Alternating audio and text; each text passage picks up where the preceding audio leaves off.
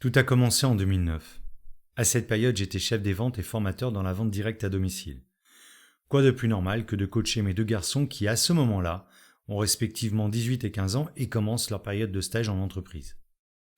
Jusqu'en 2014, neveux, nièces, copains, copines, les enfants des amis, des voisins, au total, plus de 50 jeunes que j'ai coachés pour des entretiens d'embauche ou de stage et qui au final vous disent « ça s'est très bien passé, mais moi, là, j'y vais pas ». Comment ça? Tu ne veux pas travailler? Si, mais pas dans cette boîte, ni dans une autre.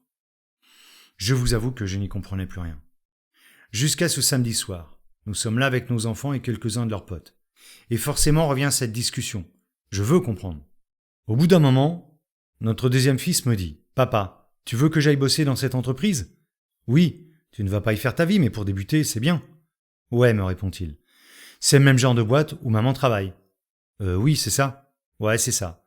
Là où 3 collègues se sont suicidés en 5 ans. »« Eh bien, tu vois, papa, avec mes potes qui sont là, nous connaissons au moins 10 personnes comme vous. Énervés, épuisés d'aller travailler, à bout.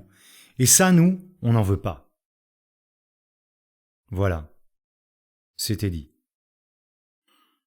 Le reste de la soirée fut long. La nuit compliquée. Que dire? Le constat était là. La vérité implacable. Le regard qu'il porte sur nous renvoie à ce que nous n'avions jamais osé dire ou faire. Dire non à un système qui nous tue chaque jour un peu plus jusqu'à commettre l'irréparable.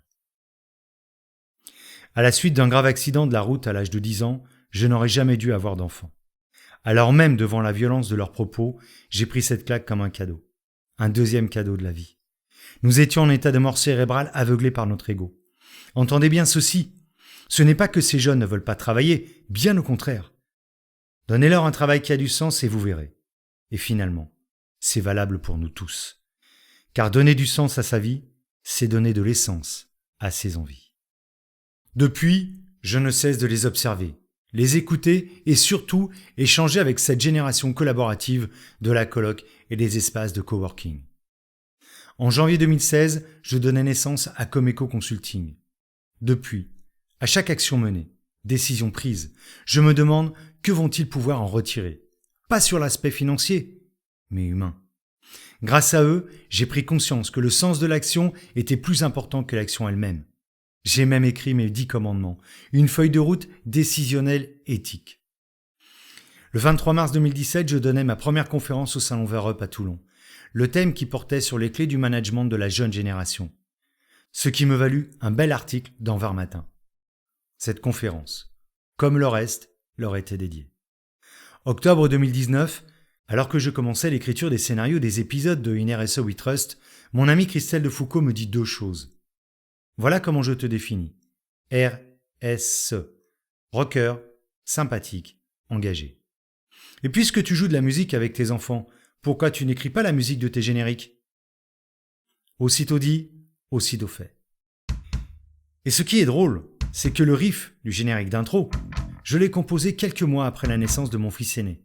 Mais à l'époque, je ne savais pas quoi en faire. Près de 30 ans qu'il était en attente.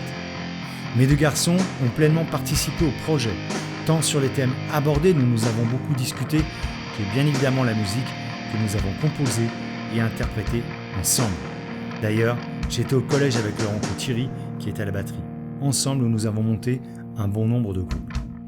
D'où le nom du groupe, au nom du père, des 2 fils et du Saint-Thierry.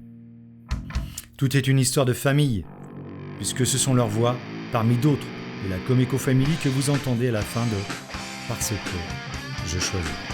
Voilà, vous savez tout, enfin presque, puisque comme beaucoup me le demandent bien souvent, eh bien le cas de Comeco, c'est le cas de Yannick et de Kevin.